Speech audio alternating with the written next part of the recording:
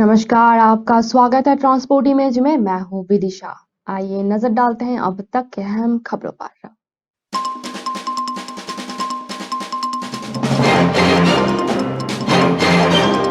विवाद सुलझाने पहुंची पुलिस पर ही हो गई लाठी डंडों से हमला, भागकर बचाई जान। 26 के खिलाफ दर्ज हुआ एफआईआर।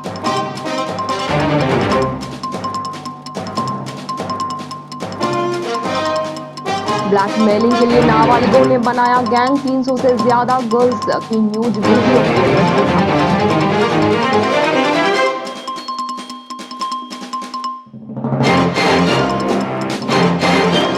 कराची में बड़ा सड़क हादसा, खाई में गिरी बस, 37 की मौत, 4 हुए घायल।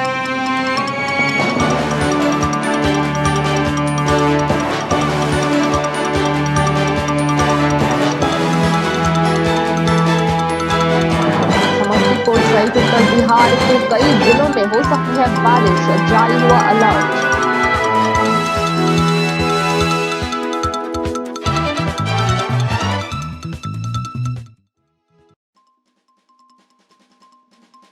हिमाचल के 7 जिलों में भारी बारिश, बर्फबारी के आसार। शिमला से लाहौल तक छाए हुए हैं बादल।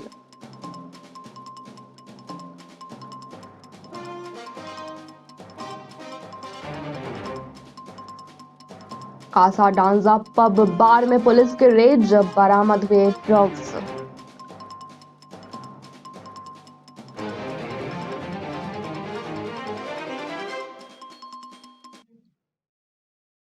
आइए जानते हैं खबरें विस्तार से। उत्तर बिहार के लिए मौसम का पूर्वानुमान जारी कर दिया गया है। ग्रामीण कृषि मौसम सेवा पूजा एवं भारत मौसम विभाग के सहयोग से जारी 28 से 1 फरवरी तक के लिए मौसम विभाग ने अलर्ट जारी कर दिया है। इस दौरान मौसम विभाग ने कहा कि समस्तीपुर सहित उत्तर बिहार के विभिन्न जिलों में अगले 4 दिन तक मौसम से बड़ा बदलाव होने की आशंका जताई जा रही है। इस दौरान आसमान से बादल छाए रहेंगे। कई जिलों में बूंदाबांदी होने की संभावनाएं बनी हुई है। मौसम वैज्ञानिक ने कहा कि समस्तीपुर सहित उत्तर बिहार के विभिन्न जिलों में अगले 31 जनवरी तक बादल छाए रह सकते हैं, जिससे समस्तीपुर जिले सहित उत्तर पश्चिम बिहार के विभिन्न जिलों में कुछ स्थानों पर बूंदाबांदी हो सकती है। वहीं अन्य जिलों में आमतौर पर मौसम के शुष्क रहने की संभावना भी है। इस दौरान सुबह में हल्का कोहरा भी छाया रह सकता है। अधिकतम तापमान सामान्य से अधिक रहने की संभावना है। 6 से 9 किलोमीटर प्रति घंटे की रफ्तार से पछिया हवा चलने की संभावना जताई जा रही है।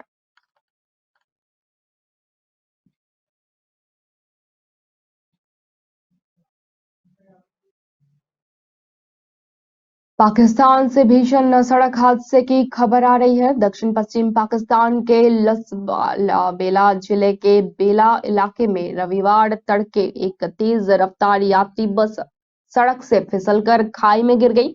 इस हादसे में कम से कम 37 लोगों की मौत हो गई और 4 अन्य घायल बताए जा रहे हैं। हादसे की सूचना मिलते ही पुलिस मौके पर पहुंची और बचाव कार्य शुरू कर दिया। दुर्घटना तब हुई जब गति में थी बस और ड्राइवर के नियंत्रण से बाहर चली गई।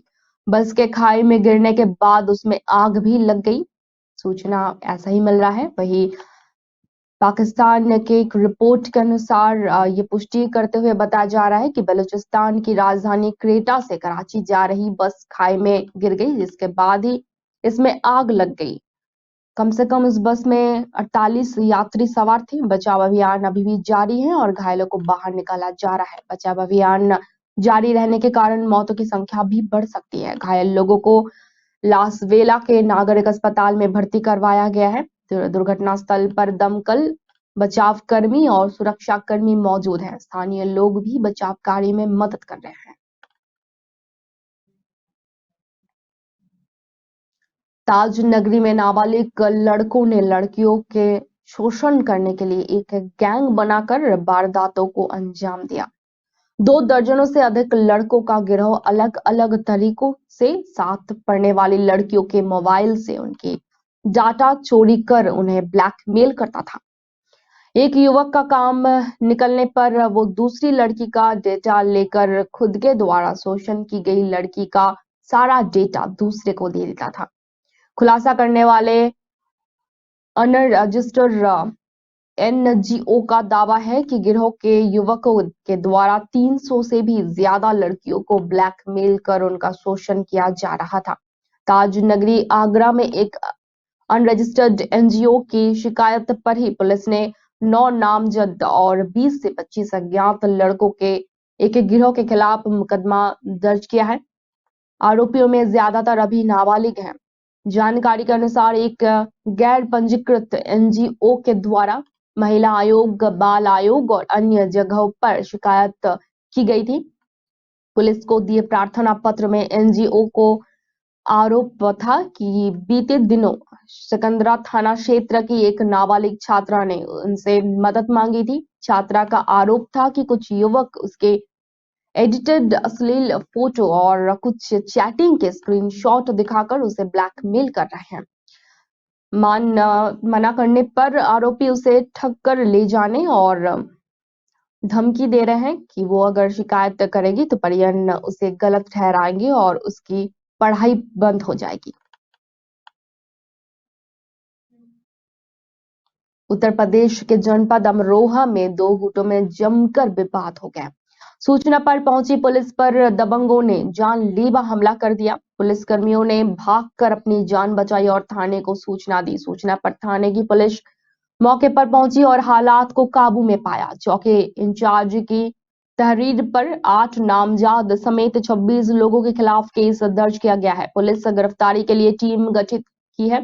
पूरा मामला अमरोहा के थाना डिडोली इलाके की जोया में एक होटल का है, जहां किसी बात को लेकर मारपीट हो गई। सूचना पर 2 पक्षों में झगड़े का बीच बचाव करने पहुंची डिडोली पुलिस पर लोगों ने हमला कर दिया और फिर पथराव किया।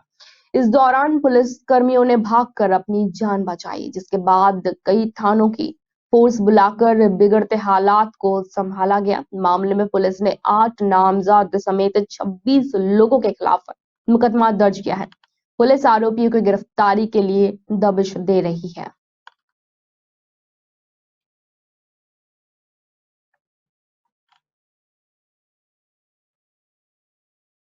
उत्तर प्रदेश की योगी सरकार ने नई आबकारी नीति को मंजूरी दे दी है, जिसके बाद 1 अप्रैल से प्रदेश में देसी, अंग्रेजी और बियर की कीमतों में इजाफा होगा। शनिवार को मुख्यमंत्री योगी आदित्यनाथ की अध्यक्षता में हुई कैबिनेट मंत्री बैठक में नई शराब नीति को मंजूरी दे दी गई है। नई शराब नीति से शराब के शौकीनों को एक बड़ा झटका लगा है। शराब बेचने वालों को भी जेब ढीली करनी होगी। अब नई आबकारी नीति के बाद यूपी में देशी और अंग्रेजी शराब की कीमतों में क्रमशः 5 व 10 रुपए की बढ़ोतरी देखी गई है। बियर की कीमतों में भी 5 से 7 रुपए की वृद्धि होगी। बढ़ी हुई दरें 1 अप्रैल से ही लागू होगी। इसके अलावा लाइसेंस फीस में भी 10% की बढ़ोतरी किया जाएगा। साथ ही मॉडल शॉप पर शराब पिलाने पर अब 2 लाख की बजाय 3 लाख रुपए शुल्क देना होगा। कैबिनेट बैठक में नई आबकारी नीति को मंजूरी मिलने के बाद सरकार ने वित्तीय वर्ष 2023 में 45,000 करोड़ के राजस्व का लक्ष्य रखा है। पिछले साल यह लक्ष्य 40,000 करोड़ था। बता दें कि शराब की कीमतों में वृद्धि के अलावा भी और कोई बदलाव नहीं किया गया है। शराब की दुकानें पहले की तरह ही रहेंगी।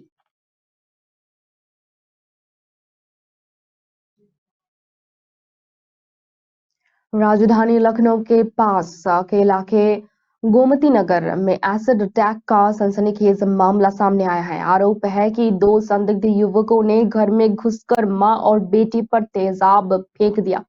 इस हमले में दोनों गंभीर रूप से झुलस चुके हैं। दोनों को अस्पताल में एडमिट करवाया गया है, जहां उनका इलाज चल रहा है। मामले में पुलिस ने एफआईआर दर्ज कर आरोपियों की तलाश में जुटी हुई है। पुलिस ने सीसीटीवी की मदद से 2 संदिग्धों की शनाख्त की है, जिनके साथ हाथ में एसिड की बोतल भी देखी जा सकती है। पूरा मामला गोमती नगर के पास के इलाके बिराम खंड 3 का है। यहाँ विकास वर्मा, विकी और उनके उनकी मां अनीता वर्मा परिवार के साथ ही रहती थी। बताया जा रहा है कि शनिवार रात के करीब 9:30 बजे दो अज्ञात युवक उनके घर पर पहुंचे और खटखटाया। जैसे ही मां बेटे ने गेट खोला तो दोनों लड़के एसिड डालकर भाग गए वहां से।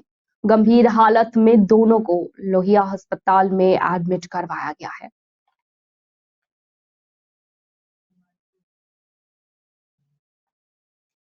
मूसाबाग यहाँ एक जमीने में अब अवध के नवाब असफुद्दीन रहा करते थे, जहां पर दिन भर जश्न दावत हुआ करती थी, जो कभी चारों और हरियाली उसे घेरा रहता था। आज ये मुसाबाग पूरी तरह से उजड़ चुका है, वीरान है, खंडहार हो चुका है। यही नहीं, लखनऊ और इसके आसपास के लोग अब इसे भूतिया घर के नाम से जानते हैं। इसे भूतिया घर क्यों कहते हैं, यही जानने के लिए लोग काफी परेशान हैं। यहाँ के रहने वाले स्थानीय बताते हैं कि उनकी सारी पीढ़ियां यहाँ पर रहती है। भूतिया घर कहे जाने वाले इस घर का असलियत कुछ और ही था, पर अब लोग इन्हें इसी नाम से जाने जाते हैं। लोगों की गलतफहमी है कि वो उनसे डरते हैं। एक दूसरे स्थानीय के से भी ऐसा ही कुछ सुनने को मिला है। अब यहाँ पर लोग आते हैं, पर्यटक घूमते हैं, अब लोगों को डरने की जरूरत नहीं है। मूसाबाग वर्तमान में कई मज़ारों से घिरा हुआ है, जहां लोग आते हैं और मत्था टेकते हैं, मनोकामनाएं मांगते हैं। और यहाँ की स्थानीय लोगों का कहना है कि जो लोग यहाँ मन्नतें मांगते हैं, उनकी मन्नतें पूरी होती है। वर्तमान में मूसाबाग नशेड़ी लोगों का ही अड्डा बन चुका है। ऐसे में यहाँ पर अकेले जाना बिल्कुल सुरक्षित नहीं है और सरकार भी इस तरफ कोई ध्यान नहीं दे रही है।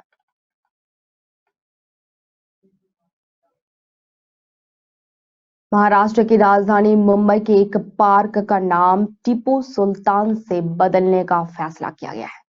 मुंबई के मलाड स्थित इस पार्क का नाम टीपू सुल्तान की जगह कुछ और रखने को कहा गया है।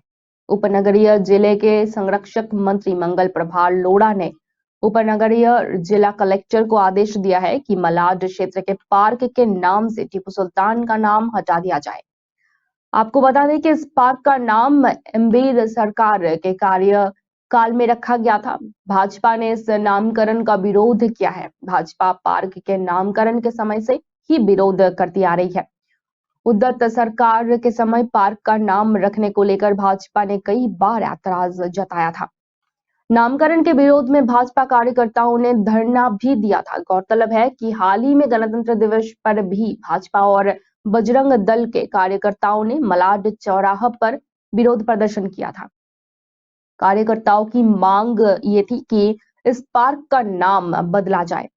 इस विरोध प्रदर्शन के दौरान बजरंग दल के कार्यकर्ताओं की मुंबई पुलिस से भिड़ंत भी हो गई थी, जिसके बाद कई कार्यकर्ताओं को हिरासत में लिया गया था।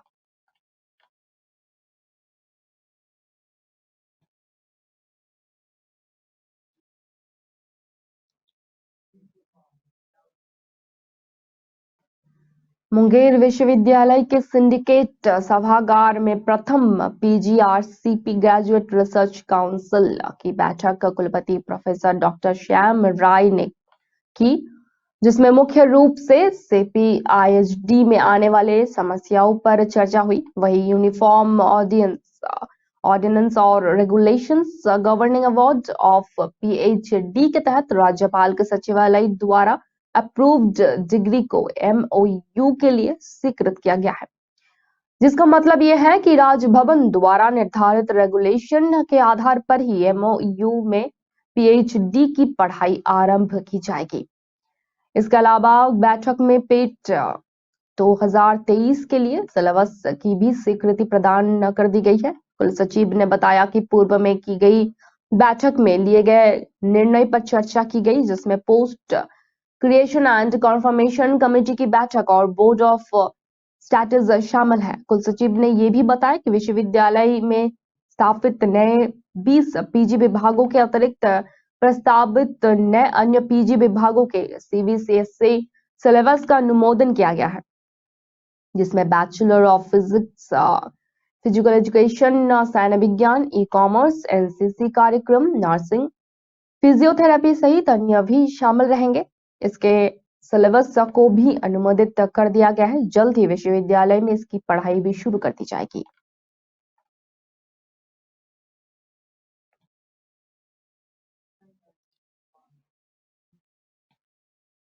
मध्य प्रदेश की गरीब महिलाओं को अन्य योजनाओं के लाभ के साथ साथ अब हर महीने 1,000 रुपए भी मिलेंगे। प्रदेश के मुख्यमंत्री शिवराज सिंह चौहान ने शनिवार को मां नर्मदा जयंती पर इसकी घोषणा की है। नर्मदापुरम में मां नर्मदा की पूजा के बाद सीएम शिवराज सिंह चौहान ने कहा, मुझे मेरी बहनों को आर्थिक रूप से सशक्त करना है। बहनें सशक्त होंगी तो परिवार और समाज के साथ प्रदेश भी सशक्त होगा। इसलिए लाडली लक्ष्मी योजना की तरह ही अब प्रदेश में लाडली बहना योजना शुरू कर दी जाएगी। सीएम शिवराज सिंह चौहान ने कहा कि लाडली बहना योजना में सभी वर्गों के गरीब बहनों को हर महीने 1,000 रुपए मिलेंगे। अगर उन्हें अन्य योजनाओं का लाभ मिल रहा है तो वो भी मिलता रहेगा। इस योजना पर 5 वर्षों में 60,000 करोड़ रुपए खर्च होने का अनुमान लगाया गया है। उन्होंने कहा है कि लाडली बहना योजना प्रदेश की बहनों की जिंदगी को और बेहतर बनाने में मदद करेगी। गौरतलब है कि लाडली बहन योजना की घोषणा के कार्यक्रम में मौजूद महिलाएं उत्साहित नजर आई। उन्होंने सीएम शिवराज सिंह चौहान को धन्यवाद देते हुए योजना से महिलाओं का भला होने की भी बात करती नजर आई।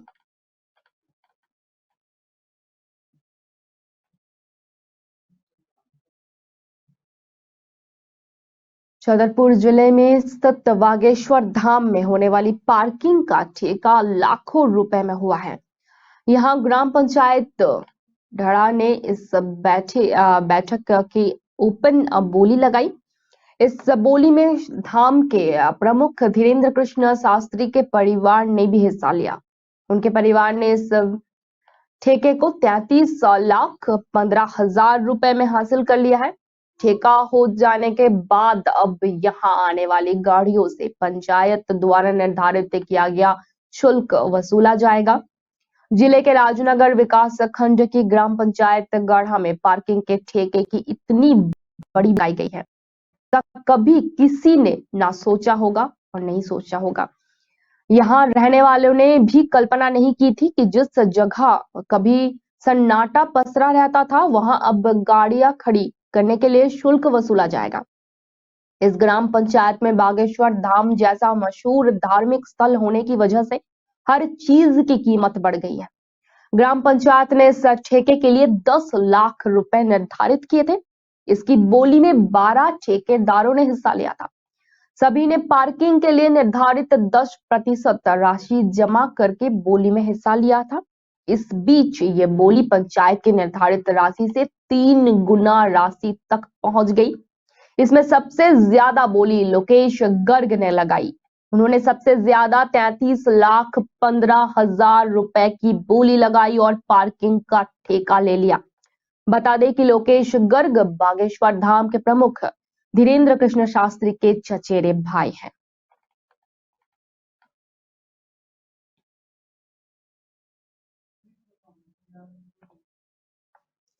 मुजफ्फरपुर के लीची का शहद पूरे विश्व में प्रसिद्ध है। लीची के पराग से तैयार शहद स्वास्थ्य के लिए भी बेहद लाभकारी माना जाता है। यही कारण है कि लीची में परागन शुरू होने के साथ ही यहाँ देश के नामी गिरामी कंपनियों के प्रतिनिधि पहुंचने लगे हैं। भारतीय मधुमक्खी पालक यूनियन के अध्यक्ष सफीरुद्दीन बताते हैं कि लीची के पराग से तैयार होने वाले शहद का सबसे बड़ा हब बिहार का मुजफ्फरपुर ही है। लीची एक स्वादिष्ट और मीठा फल है। लीची के पराग का शहद अन्य शहद से ज्यादा स्वादिष्ट होता है। यही कारण है कि अकेले मुजफ्फरपुर जिले में ही लीची से शहद उत्पादन के क्षेत्र में 50,000 से भी अधिक लोग काम करते हैं। भारतीय मधुमक्खी पालक यूनियन के अध्यक्ष आगे कहते हैं कि आजकल नए युवक शहद के काम में नहीं आना चाहते हैं। कारण ये है कि मधुपालकों को शहद का सही मूल्य नहीं मिल पाता है। इस कारण से मधुपालक अपना काम छोड़ रहे हैं, दूसरे काम में जा रहे हैं। सफीरुद्दीन ने बताया कि लीची के शहद का भारतीय मार्केट में बहुत ज्यादा डिमांड है, लेकिन एमएसपी तय नहीं होने के कारण बहुत सारी परेशानियों का सामना करना पड़ता है। शहद के बड़े कारोबारी मनमाना दाम पर मधुपालकों से शहद खरीदते हैं, जिससे मधुपालकों को बहुत नुकसान हो रहा है। सरकार अगर लीची के शहद का भी एमएसपी तय कर दे तो इस क्षेत्र में बड़े पैमाने पर रोजगार बढ़ सकता है।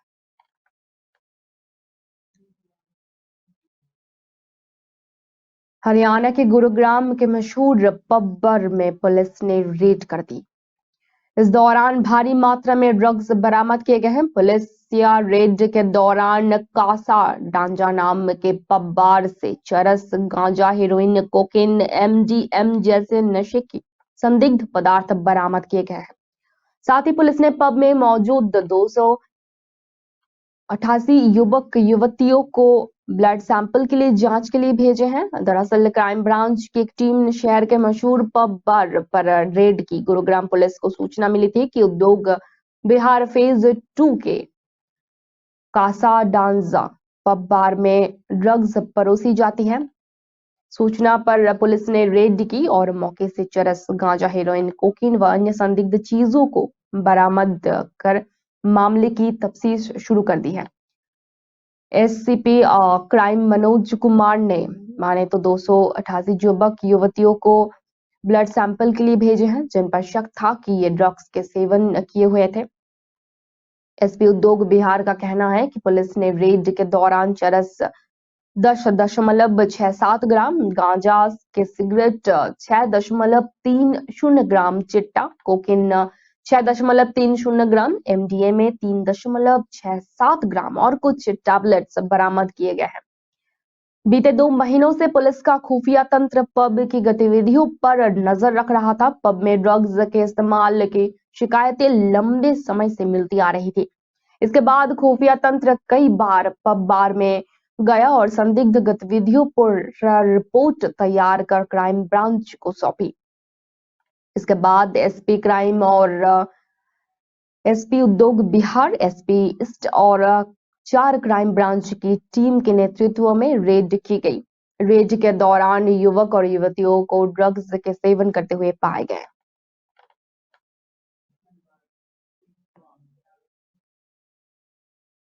हिमाचल प्रदेश में भारी बारिश और बर्फबारी की संभावना जताई जा रही है। मौसम विभाग ने 2 दिन के लिए ऑरेंज अलर्ट जारी कर दिया है। रविवार और सोमवार को प्रदेश में मौसम के मुखर तेवर देखने को मिल सकते हैं। प्रदेश भर में रविवार सुबह हल्के बादल छाए हुए नजर आए। वहीं लाहौल स्पीति सहित तमाम ऊंचाइयों वाले स्थानों पर बादल छाने से बर्फबारी के आसार नजर आए। वहीं शिमला में बर्फबारी की संभावना के चलते बड़ी संख्या में सैलानी पहुंचे हैं। दरअसल पश्चिम विक्षोभ के सक्रियता से हिमाचल में मौसम बदला है। मौसम विभाग ने प्रदेश में मध्य और उच्च पर्वतीय इलाकों में 7 जिलों में 29 और 30 जनवरी को भारी बारिश बर्फबारी का ऑरेंज अलर्ट जारी कर दिया है। कुल्लू, किन्नौर, लाहौल स्पीति, चंबा, कांगड़ा, मंडी, सिरमौर, शिमला के ऊंचाई वाले भागों में बर्फबारी का अनुमान लगाया जा सकता है। निचले और मैदानी इलाकों में ओलावृष्टि के साथ ही आंधी चलेगी। सुबह में 1 फरवरी से मौसम साफ रहने के आसार जताए जा रहे हैं। इससे पहले शनिवार को शिमला सहित अधिकांश क्षेत्र में धूप खिली रही। ऊना में अधिकतम तापमान 25.8 डिग्री सेल्सियस रिकॉर्ड हुआ। अब तक के लिए इतना ही। धन्यवाद।